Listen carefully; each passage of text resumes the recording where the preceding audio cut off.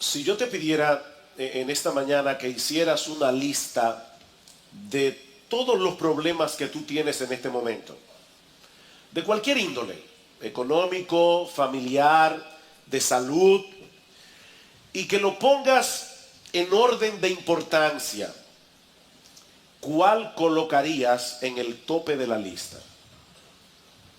Piénsalo un momento. ¿Cuál dirías tú que es el más apremiante de todos tus problemas? El más urgente. O déjame ponerlo de otra forma. Si Dios te prometiera hoy resolver uno de tus problemas, ¿cuál sería tu primera opción? Bueno, en el pasaje que vamos a estudiar en esta mañana, siguiendo con la serie del Evangelio de Marcos, el Señor Jesucristo tiene un encuentro providencial con un hombre que tenía un gran problema. Un problema muy evidente. Y yo espero, mis hermanos, que esta historia nos ayude a poner en perspectiva nuestros propios problemas. Vamos a Marcos capítulo 2.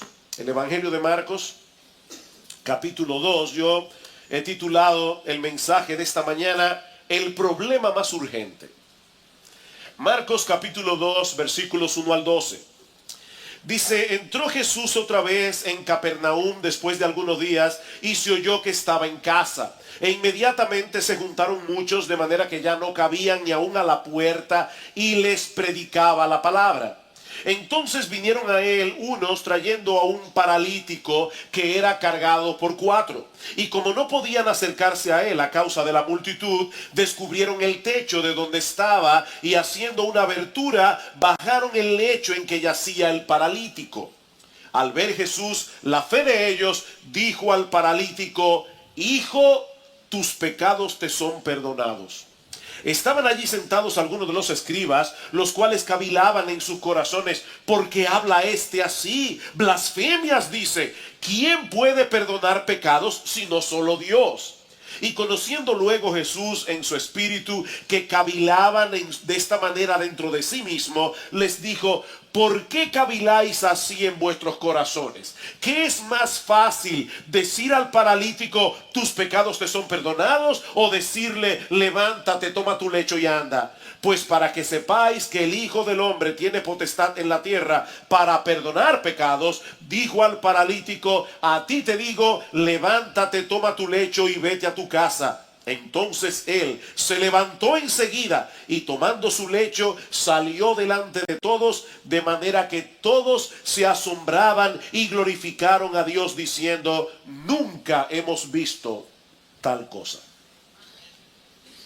Como esta historia gira en torno a la sanación de un paralítico, permítanme ayudarnos a visualizar en esta mañana lo que significaba estar en esa condición en los días del Señor Jesucristo. Porque fácilmente podemos escuchar hablar de un paralítico y extrapolar la historia de la época del Señor a nuestros días.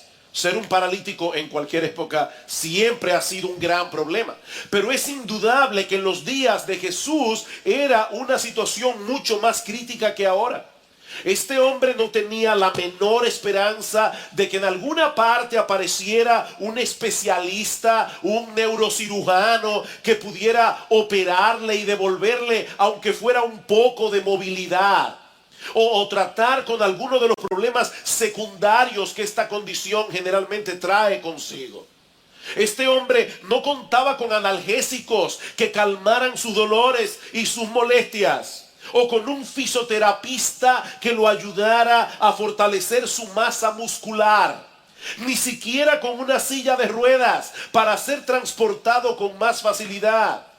Ahora, cuando estuvimos en la conferencia de Gospel Coalition, una hermana, no sé cómo, se dio cuenta que mi esposa tiene problemas. Ustedes conocen que ella está lidiando hace mucho ya con una neuropatía crónica y ella vio ciertos movimientos y no sé cómo pudo captarlos. Se acercó, le dijo, ¿tienes problemas? Y el hotel donde estábamos era un hotel muy grande donde se hizo la conferencia. Así que al otro día esta hermana muy gentilmente le consiguió a Gloria una silla de ruedas eléctrica. Así que Gloria estaba mejor que todos nosotros porque estaba con su carrito por la conferencia. Y de paso, hermanos, yo sé que muchos de ustedes estuvieron orando por nuestro viaje, estuvieron orando por la salud de Gloria, y yo creo que esa silla apareció como respuesta de Dios a vuestras oraciones. Así que de paso, gracias. Pero qué bueno, hermanos, que en esta época, no todo el mundo tiene, ¿verdad?, esas facilidades, pero hasta en los supermercados ahora hay carritos para las personas hacer su compra, en algunos supermercados. Pero este hombre no tenía ninguna de esas facilidades.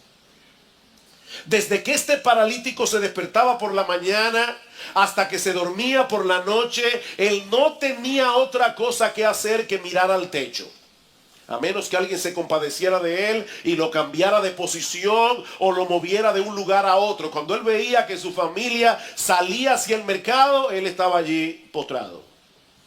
Cada día la misma monotonía, cada día el mismo escenario, el mismo aislamiento, tirado en el suelo, en una litera, semana tras semana, mes tras mes, año tras año, teniendo que depender completamente de otros para suplir cualquiera de sus necesidades, por más pequeña que fuera.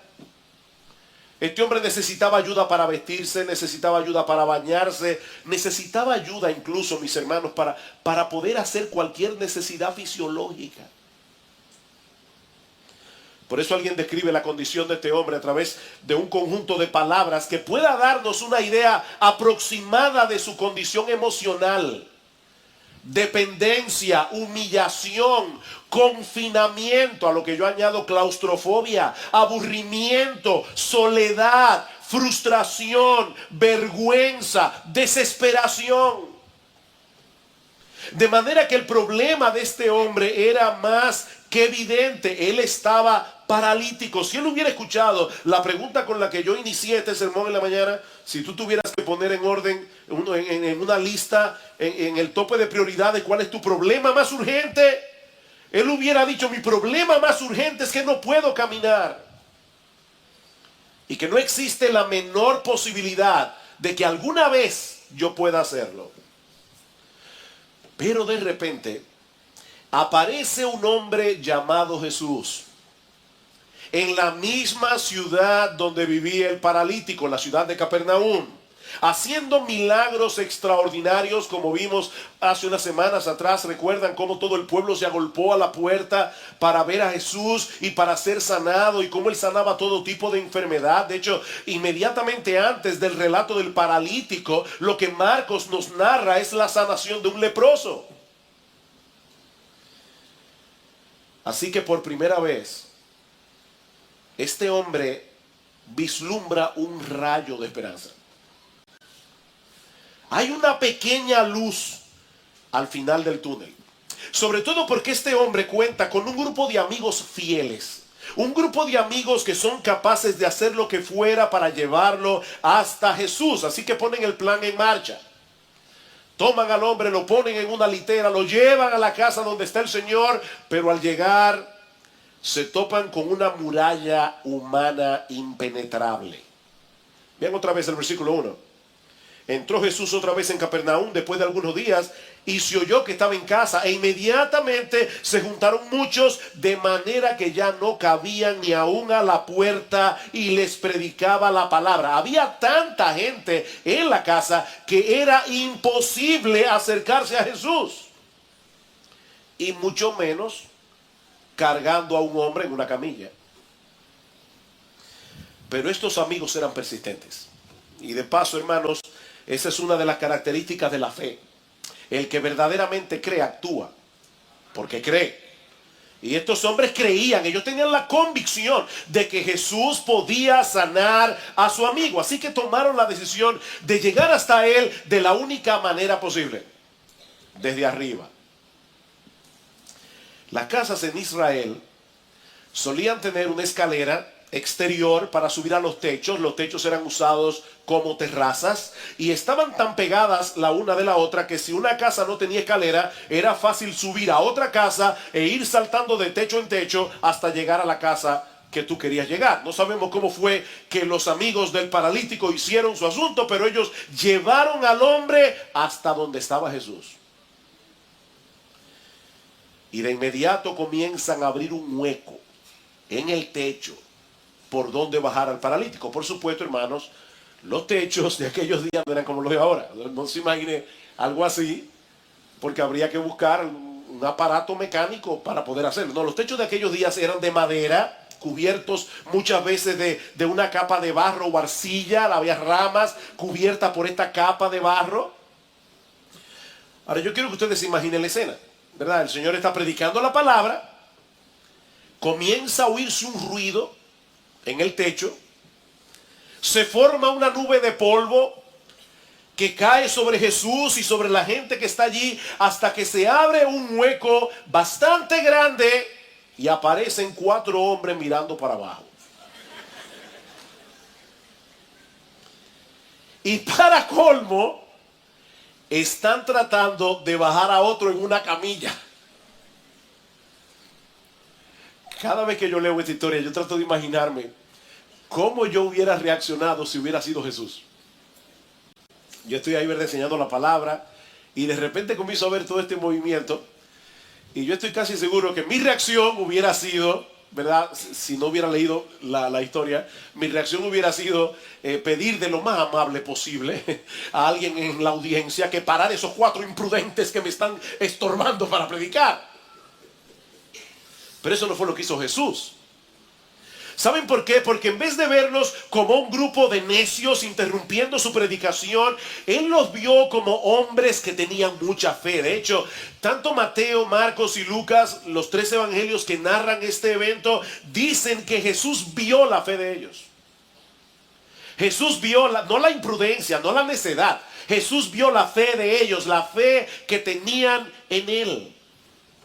Y es importante aclarar aquí que mucha gente en el día de hoy habla de la fe como si la fe en sí misma tuviera algún tipo de poder, algún tipo de eficacia. ¿Han escuchado ustedes esta frase? La fe mueve montañas. No importa cuán grande sea tu problema, lo importante es que tengas fe. No, olvídate de eso. Lo importante no es que tengas fe. Lo importante es que tú tengas fe en el objeto correcto. Lo que hizo la diferencia en esta historia no fue la gran fe de estos hombres, sino el hecho de que por esa fe ellos llevaron al paralítico a la persona apropiada, nuestro gran Dios y Salvador Jesucristo. Así que no es simplemente tener fe, es tener fe en Jesús. Así que allí estaba el paralítico ahora delante de Jesús. Y yo me imagino a todos en la casa atentos a lo que el Señor iba a hacer con él. Pero en vez de hacer lo que probablemente todos esperaban que él hiciera, Cristo se dirige a este hombre y le dice: hijo, tus pecados te son perdonados. En el texto paralelo de Mateo dice la frase más completa: ten ánimo, hijo, tus pecados te son perdonados. Y esa frase, ten ánimo, en griego, lo que significa es: alégrate, llénate de gozo, llénate de alegría, hijo mío, tus pecados te son perdonados. Ahora, todavía no podía caminar. Él estaba exactamente en la misma condición física en la que él llegó. Pero Jesús le dice que a pesar de todo eso, Él tiene toda la razón del mundo para cobrar ánimo, para alegrarse, porque Él ha recibido el más grande beneficio que un ser humano pueda recibir jamás: el perdón de todos sus pecados. El perdón de todos sus pecados. Para todos en la casa era más que evidente que el gran problema de este hombre era que él estaba completamente inmóvil. Pero el diagnóstico de Jesús es muy diferente al nuestro. Él sabía que su problema más urgente no era su parálisis. El problema más urgente de este hombre era su pecado y todas las consecuencias que el pecado conlleva en esta vida y en la venidera. Y aclaro que cuando yo hablo de pecado, no me refiero únicamente a aquellos actos pecaminosos que la gente suele hacer: mentir, robar, matar, codiciar, envidiar, chismear, adulterar, y todos los terminados en ar. No, yo no me estoy refiriendo a eso. Yo me estoy refiriendo más bien a la fuente que produce todos esos pecados. Y es el hecho de que el hombre ha decidido vivir de espaldas a Dios. El hombre ha decidido hacer su propia voluntad, buscar su propia gloria. En otras palabras, el hombre ha decidido ser su propio Dios. De hecho, piensen por un momento en este paralítico. Él no tenía mucha capacidad para hacer actos pecaminosos. Él no se podía mover. Él no podía robar, él no podía adulterar, él no podía matar, pero podía pecar. Él podía pecar y pecaba porque el pecado es un problema del corazón. Y ese, según Jesús, es nuestro problema más urgente. Mi amigo, ese es el más urgente de tus problemas. ¿Quién sabe cuántas veces este hombre había soñado con la posibilidad de poder caminar? Pensando que esa sería la solución de todos sus problemas. Si tan solo pudiera valerme por mí mismo. Ir a donde yo quiera, como yo quiera, cuando yo quiera. Yo sería el hombre más feliz. Yo creo que nunca más volvería a quejarme de nada. Si tan solo volviera a caminar. Pero Jesús lo veía de otra manera. Para Jesús, si él lo sanaba únicamente de su parálisis, estaba dejando a este hombre en una terrible condición. Él no habría resuelto realmente el mayor de sus problemas. ¿Y saben qué, mis hermanos? Lamentablemente, esa es la ilusión en la que viven la mayoría de las personas, incluyendo muchos que profesan ser cristianos. Ay, si tan solo. Y llena ahí esa línea en blanco, como tú quieras. Si tan solo sanara de esta enfermedad, si tan solo alguien me amara, si tan solo tuviera un mejor matrimonio, si tan solo tuviera un trabajo mejor remunerado, si tan solo tuviera hijos obedientes, si tan solo lo que sea. Sea lo que sea que tú pongas en esa lista, estás completamente equivocado. Si tú crees que por tener cualquiera de esas cosas vas a tener una vida más plena y feliz, estás equivocado. Hay una periodista llamada Cynthia Hamel y ella escribió un artículo sumamente interesante sobre las frustraciones de la gente famosa. Hombres y mujeres que hicieron de todo para alcanzar la fama. ¿Y saben qué pasó? Que después de obtener lo que tanto querían, no solo se convirtieron en personas insoportables, sino que ahora eran mucho más infelices que antes. Dice Hamel, me dan pena los famosos, de verdad. Las celebridades una vez fueron seres humanos agradables, pero ahora su ira es terrible. Más que ninguna otra persona, ellos querían fama, trabajaron, insistieron, pero la mañana después de hacerse famosos, ellos querían tomar una sobredosis. Y ustedes saben muy bien que algunos el año pasado lo hicieron. Dice, ya querían tomar una sobredosis porque aquello por lo que habían luchado, la fama que iba a hacer que todo fuese bien, que iba a hacer que su vida fuera soportable, que les iba a proporcionar satisfacción personal y felicidad, ya había llegado y nada había cambiado. Aún eran los mismos. La decepción les había llevado a ser violentos e insufribles. Y más adelante Hamel añade esta sorprendente declaración. Yo creo que cuando Dios quiere gastarle a uno una broma muy pesada, le concede su mayor deseo.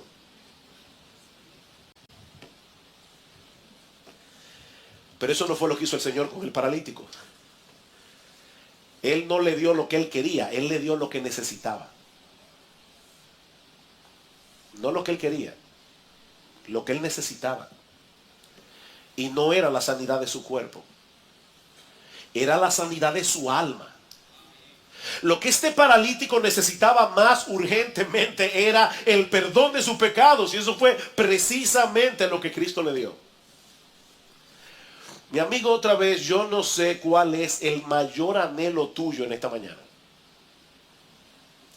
Pero si es algo fuera del Señor Jesucristo, y del perdón de tus pecados, el perdón que solamente Él puede darte, estás cometiendo el más terrible y destructivo de todos los pecados: idolatría. Idolatría. Estás buscando propósito y significado para tu vida en el lugar equivocado. Ese es el gran problema de los seres humanos. Van detrás de la reputación, de la belleza, de la popularidad, del dinero, de la diversión, y al final siempre terminan frustrados porque su mayor necesidad sigue allí.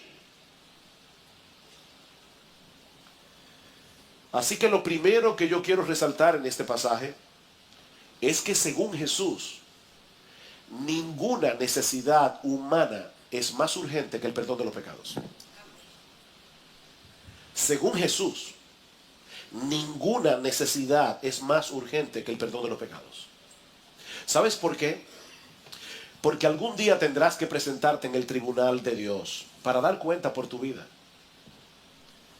Y en ese juicio nadie saldrá bien parado. Nadie saldrá bien parado. Dice la Escritura en Hebreos capítulo 4, versículo 13, que todas las cosas están desnudas y abiertas a los ojos de aquel a quien tenemos que dar cuentas. Dios conoce nuestra vida. Dios conoce cada íntimo detalle que tú crees que nadie conoce. Dice en Romanos capítulo 3, versículo 10, que en el mundo entero no hay justo ni aún uno, no hay quien haga lo bueno, no hay ni siquiera uno. Todos se desviaron, a una se hicieron inútiles. Todos, absolutamente todos. Pero en medio de ese panorama tan aterrador, este pasaje contiene una increíble noticia. Y es que ese mismo Dios contra el cual hemos pecado, ese mismo Dios que ha sido ofendido todo el tiempo por nosotros, ese mismo Dios decidió resolver el problema a costa de un gran sacrificio. Versículo 6. Estaban allí sentados algunos de los escribas, los cuales cavilaban en sus corazones: ¿por qué habla este así? Blasfemias dice. ¿Quién puede perdonar pecados sino solo Dios? Y conociendo luego Jesús en su espíritu que cavilaban de esta manera dentro de sí mismos, les dijo: ¿por qué caviláis así en vuestros corazones? Interesante, ellos no habían expresado absolutamente nada con sus bocas.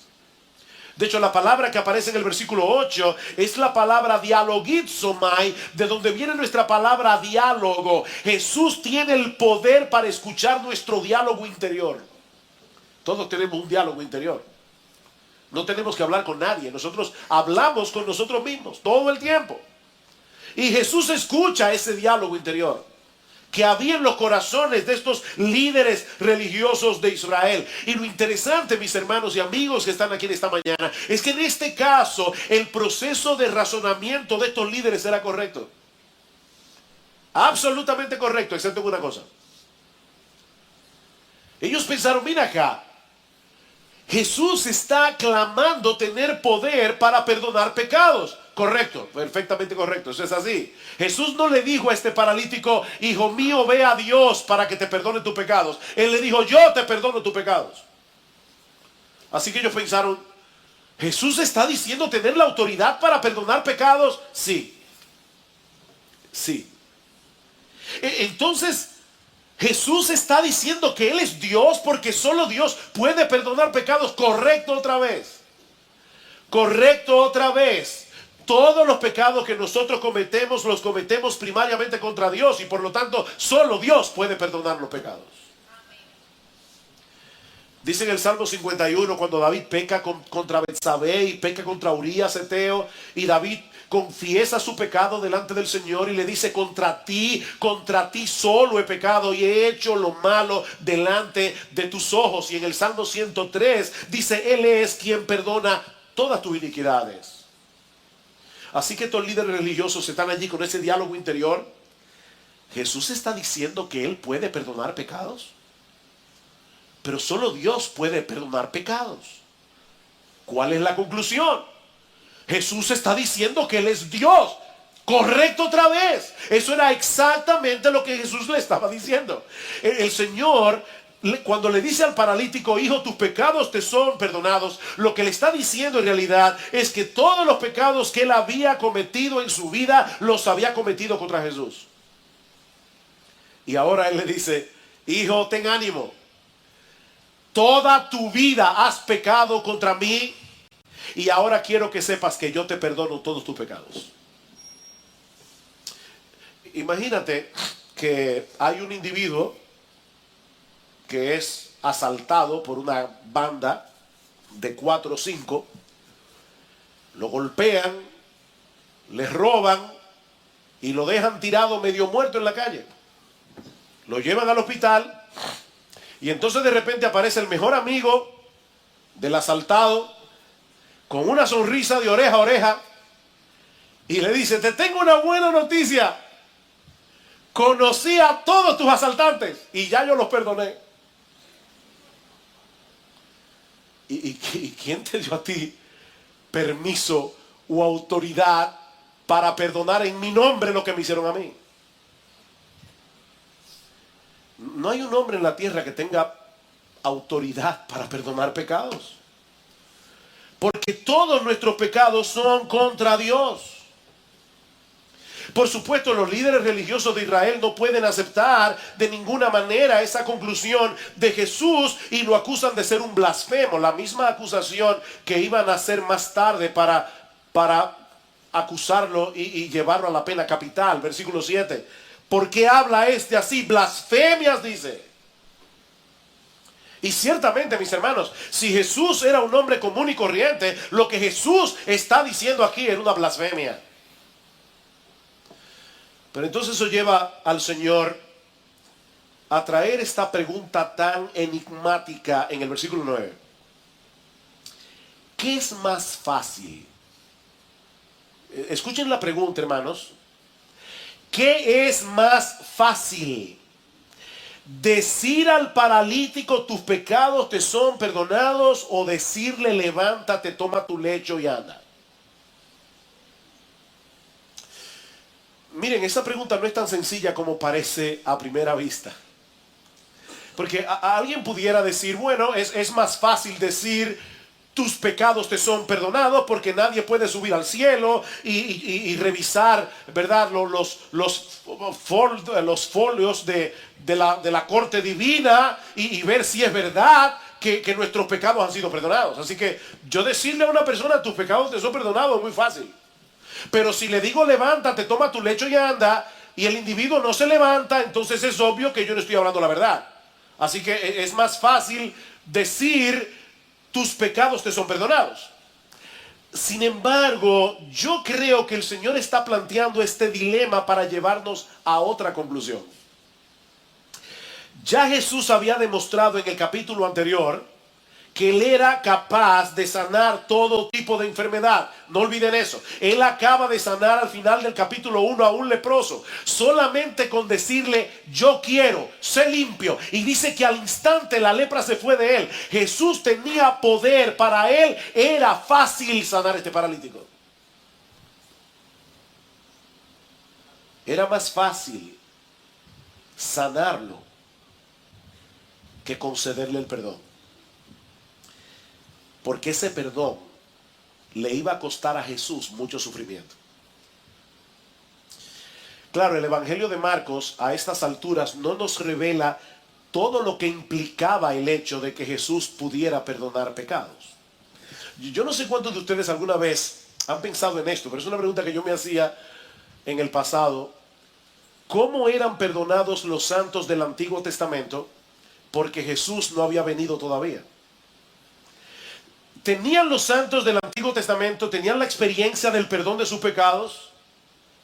Y la respuesta es sí, pero a crédito. O sea, los santos del Antiguo Testamento experimentaron un perdón a crédito. Ustedes saben cómo, pero usted va a la tienda, usted va a comprar un televisor o cualquier cosa y usted pasa su tarjeta de crédito, pero le dice, no se preocupe, son 6 meses sin inicial y sin interés. Y usted los primeros 6 meses disfruta de su televisión, pero a los 6 meses hay que pagar. Bueno, durante todo el periodo del Antiguo Testamento, Los santos fueron perdonados porque confiaron en la promesa de que iba a venir el Salvador. Y ellos manifestaban su confianza en esa promesa a través de los sacrificios de animales. Pero todos esos perdones de pecados fueron perdón a crédito, hasta que Jesús muriera en la cruz del Calvario. Así que todavía el perdón del paralítico fue a crédito, pero fue perdón. Fue perdón. Más adelante Marcos nos va a revelar lo que le costaría a Jesús pagar ese perdón hasta el último centavo. Marcos capítulo 8. Marcos capítulo 8.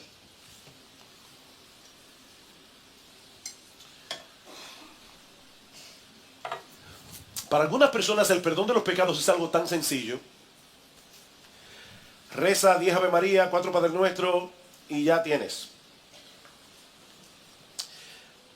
Escuchen este texto, Marcos capítulo 8, versículo 31. Y comenzó a enseñarles, tomen nota de cada palabra que aparece aquí. Comenzó a enseñarles que le era necesario al Hijo del Hombre padecer mucho y ser desechado por los ancianos, por los principales sacerdotes y por los escribas, y ser muerto y resucitar después de 3 días. Cristo no está haciendo aquí una profecía de que eso era lo que Él iba a hacer. Él está diciendo aquí que para que el hombre pudiera ser salvo, para que Dios pudiera concederle al hombre el perdón de sus pecados, era necesario que el Hijo del Hombre muriera en una cruz. Era necesario. Porque Dios es un Dios justo. Porque Dios no puede pasar por alto el pecado. Porque para Dios el pecado no es una cosa trivial. Para que Dios pudiera perdonar a pecadores, alguien tiene que pagar la deuda de ese pecador. Y Jesús está diciendo aquí, era necesario. Es necesario que el Hijo del Hombre muera en una cruz y resucite al tercer día. Sin eso no hay perdón. Así que para Jesús era más fácil decirle al paralítico, levántate y anda, que decirle, tus pecados te son perdonados. La sanidad del paralítico no era más que una evidencia de que Jesús tenía la autoridad para conceder algo más grandioso que la sanidad del cuerpo. Versículo 10 de Marcos 2. Pues para que sepáis que el Hijo del Hombre tiene potestad en la tierra para perdonar pecados, dijo al paralítico, a ti te digo, levántate, toma tu lecho y vete a tu casa. Entonces él se levantó enseguida y tomando su lecho salió delante de todos, de manera que todos se asombraron y glorificaron a Dios diciendo, nunca hemos visto tal cosa. Dos cosas ocurrieron aquí simultáneamente. Su parálisis fue sanada. Sus músculos se fortalecieron de tal manera que el paralítico se puso en pie, tomó su camilla y salió caminando. Yo estoy seguro que si cualquiera de nosotros hubiera estado allí esa mañana, habríamos reaccionado igual que la multitud, sorprendidos por la sanación del paralítico. Pero eso no fue lo más importante ni fue lo más extraordinario que sucedió en ese momento. Ese milagro no era más que una evidencia de la autoridad que tiene Jesús para conceder a los hombres que confían en Él el perdón de todos sus pecados.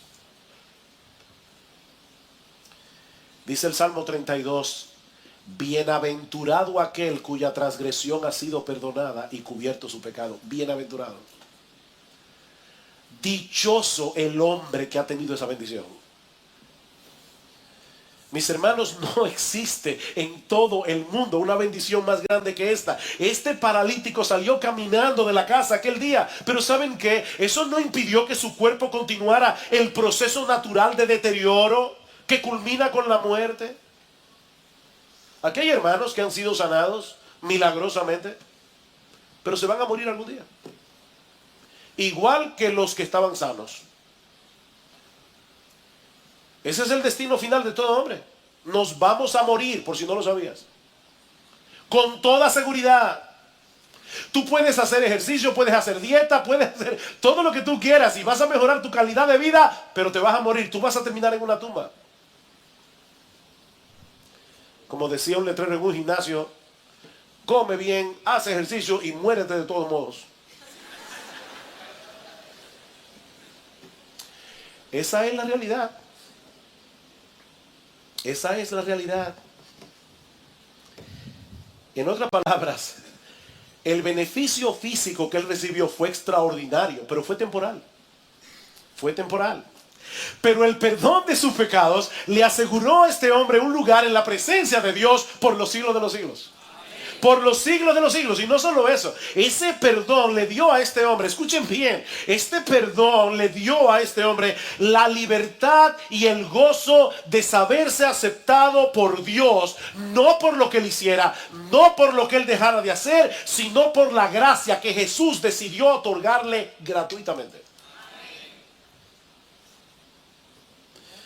Ahora, cuando estuvimos de viaje, Gloria y yo visitamos una librería cristiana. Nos hablaron de una librería que hay en Barcelona, muy grande. Y Gloria encontró un pequeño libro escrito por Tim Keller, este librito que está aquí, que se llama La respuesta del espejo. Solución definitiva a los problemas de autoestima. Y por cierto, lo recomiendo absolutamente. Está basado en un pasaje de 1 Corintios capítulo 3. Yo no voy a leerles el texto completo, pero tal vez sería bueno que leyeran conmigo 1 Corintios capítulo 3, porque es increíble cómo esto conecta con Marcos 2. Dice el Señor, dice el apóstol Pablo, Pablo estaba siendo juzgado por los corintios y algunos de ellos estaban aún preguntándose si Pablo era un verdadero apóstol de Jesús. Y Pablo les dice, versículo 3, yo en muy poco tengo el ser juzgado por vosotros o por tribunal humano, y ni aún yo me juzgo a mí mismo, porque aunque de nada tengo mala conciencia, no por eso soy justificado, pero el que me juzga es el Señor. ¿Saben cuál es el problema que nosotros tenemos con la autoestima? Los psicólogos modernos dicen es muy importante que las personas tengan una sana autoestima. El problema es que el autoestima de los hombres viene a través de lo que los demás piensan de él, del valor que los demás le atribuyen o del valor que él se atribuye a sí mismo. Entonces ahí están los hombres tratando de probar algo a los demás, de que él vale algo, de que su vida tiene propósito, de que él es una persona importante, pero nunca llenamos la medida de lo que el mundo quiere de nosotros.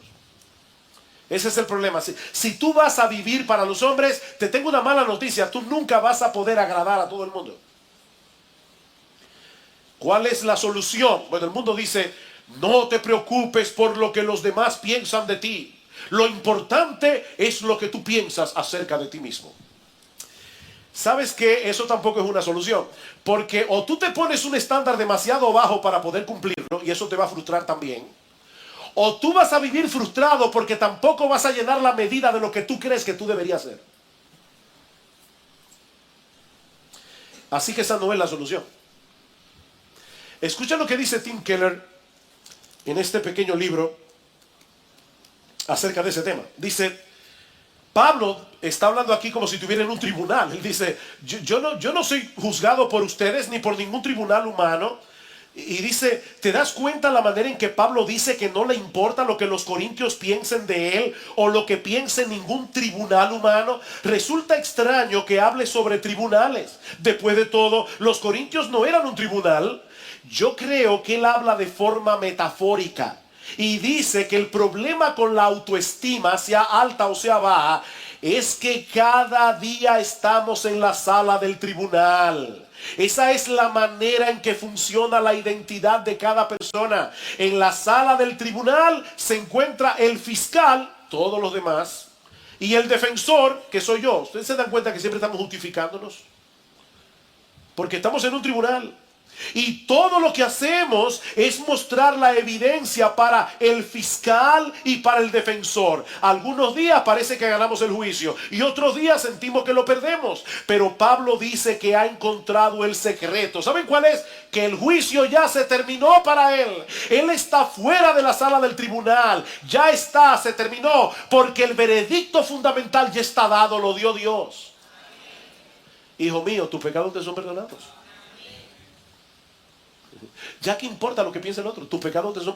El Dios del cielo, el Dios de toda perfección, te dice: hijo mío, ten ánimo, tus pecados te son perdonados, ya tú no necesitas nada más. Tus pecados fueron perdonados. Y aunque Keller no cita en ninguna parte de este libro Marcos capítulo 2, yo sabía que cuando llegara esta semana yo iba a predicar este domingo acerca de este pasaje, y constantemente me venía esa frase de nuestro bendito Señor y Salvador Jesucristo: hijo mío, ten ánimo, tus pecados te son perdonados.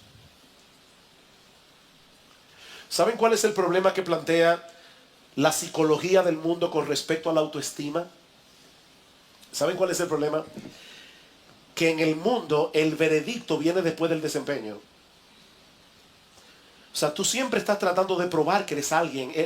El veredicto viene después del desempeño. Todos juzgan tu valor, tu lugar en el mundo de acuerdo a lo que haces, de acuerdo a lo que puedes lograr, y nunca es suficiente. Nunca. Me llamó la atención una entrevista que le hicieron a Madonna en la revista Vogue. Y definitivamente Madonna, en esta declaración, yo creo que es más sincera que muchos cristianos. O por lo menos vamos a decir que allí ella muestra que conoce un poco su corazón. Dice Madonna: mi impulso en la vida proviene del temor a ser mediocre. Eso es lo que siempre me empuja. Dejo atrás la fascinación y me descubro a mí misma como un ser humano especial, pero luego siento que aún soy mediocre y poco interesante, a menos que haga otra cosa. Porque a pesar de que me he convertido en alguien, todavía tengo que probar que soy alguien. Mi lucha nunca ha terminado y creo que nunca va a terminar. Madonna, una mujer famosa, una mujer que tiene todo lo que ella quiera, una mujer popular, pero esta mujer ha llegado a entender que no importa lo que tú logres en este mundo, nunca es suficiente. Es como una sanguijuela que tenemos adentro que dice: dame más, dame más. ¿Saben qué es lo glorioso del Evangelio? Lo glorioso del Evangelio es que el veredicto viene primero y el desempeño después. ¿Oyeron eso? En el Evangelio el veredicto viene primero. Este paralítico no había hecho nada, era un paralítico. Él no había hecho ninguna buena obra, él no estaba en un club de caridad, él no era del Club Rotario ni de los Leones, él no había hecho nada. Pero de pura gracia Jesús le dijo: hijo, ten ánimo, tus pecados te son perdonados. ¿Saben lo que eso produce? Eso produce en el hombre una gratitud que lo energiza para hacer algo. Así que en el Evangelio el veredicto viene primero, tus pecados te son perdonados, el desempeño viene después, como consecuencia del veredicto. Por medio de la fe en Jesús, el Dios del cielo perdona todos nuestros pecados y pone en nuestra cuenta la justicia perfecta de su Hijo.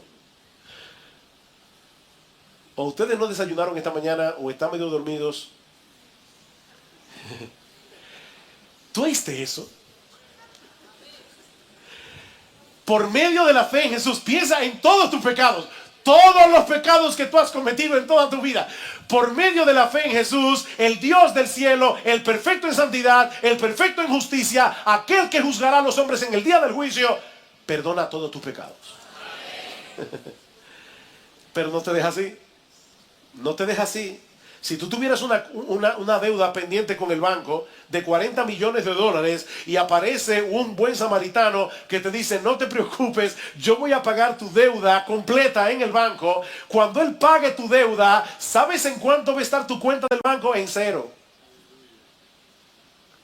Así que Jesús no se limita a perdonar pecados, sino que ahora pone en nuestra cuenta bancaria su justicia perfecta por medio de la fe. Aleluya, aleluya, gloria al Señor. Eso es increíble. Por pura gracia, gratuitamente, por medio de la fe. Al que no conoció pecado, por nosotros lo hizo pecado, para que nosotros fuésemos hechos justicia de Dios en él. Dios me ve a mí ahora como él ve a su hijo. Y Dios, por causa de que yo estoy, mi vida está escondida en Cristo, Dios me ve a mí como ve a su hijo y me trata como su hijo. Dios le dice a cada uno de sus hijos, a cada uno, óyeme bien, porque está en Cristo, este es mi hijo amado en el que yo tengo complacencia. ¿Qué problema de autoestima puede tener una persona que crea eso? Y ya qué importa lo que piensen los demás. De hecho, ¿qué importa lo que pienses tú mismo acerca de ti mismo? Pablo dice, ni aún yo me juzgo a mí mismo, porque ya yo no estoy en un tribunal, el juicio terminó. Ya no estoy en el tribunal. Y el veredicto ya fue emitido. Mi amigo, yo no sé cuáles son los problemas que te agobian en esta mañana, pero créeme, ninguno de ellos puede compararse con el problema que tú tienes con Dios por causa de tus pecados. Los problemas son temporales. Los problemas que tenemos son temporales, pero este tiene repercusiones eternas. Recuerda, algún día te presentarás delante de Dios para ser juzgado y ningún ser humano será absuelto en ese tribunal, ni uno solo. A menos que se hayan parado por la fe en la justicia perfecta de Cristo y en su muerte en la cruz. El que cree en mí tiene vida eterna y no vendrá a condenación, mas ha pasado de muerte a vida, dice el Señor. Así como Cristo perdonó al paralítico aquel día, así puede perdonarte a ti ahora, en este mismo instante, porque su autoridad y su poder no han perdido vigencia, pero tienes que venir a Él confiando en lo que Él ha hecho para salvar a pecadores. Él vivió esa vida de perfecta obediencia, ese desempeño que la gente demanda de nosotros y mucho más. Jesucristo lo vivió. Él lo hizo ya. Y luego fue a la cruz a morir en nuestro lugar por todos nuestros pecados, para que todo aquel que en Él crea no se pierda, mas tenga vida eterna. Ese es el gran mensaje del Evangelio. El justo murió por los injustos para llevarnos a Dios. Pero tienes que decidir ahora lo que tú vas a hacer con esta sorprendente noticia. Porque, mi amigo, si tú decides no hacer nada en la mañana de hoy y dejar las cosas como están, te estás colocando a ti mismo en la posición de los líderes religiosos de Israel e indirectamente estás acusando a Jesús de ser un blasfemo. ¿Tú oíste eso? Tú estás escuchando la oferta del Evangelio, el perdón de tus pecados por medio de la fe, porque Jesús te lo está ofreciendo. Si tú decides no hacer nada y no venir a Cristo hoy en arrepentimiento y fe, entregándole completamente tu vida, tú te estás colocando a ti mismo en el grupo de los escribas y indirectamente tú estás uniéndote a su acusación de que Jesús es un blasfemo. Nadie puede permanecer en una posición neutral ante este pasaje. Nadie. O te colocas del lado de los escribas en su acusación de blasfemias contra Jesús, o te colocas frente a Jesús como un pecador arrepentido, esperando recibir de Él por medio de la fe lo que solo Él puede darte, el perdón de todos tus pecados. Mi amigo, no existe otra opción. O tratas a Jesús como un blasfemo que pretende ser Dios, o te postras ante Él reconociendo que Él es el Dios encarnado, que vino al mundo a salvar pecadores por medio del sacrificio de sí mismo. Qué gran salvación y qué gran Salvador.